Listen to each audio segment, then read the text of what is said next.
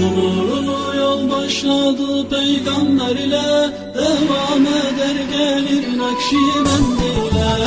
Nurlu yol başladı peygamber ile, devam eder gelir Nakşibend ile. Bu kapıda dolu gönül elleri, Seyyid Abdülkadir Geylanilerine, Seyyid Abdülkadir Geylanilerine.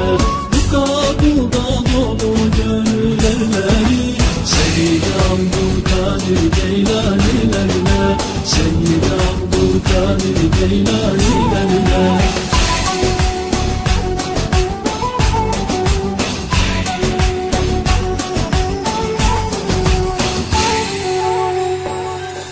Şeyh Abdülhalid'in güç divanıyla, devam eder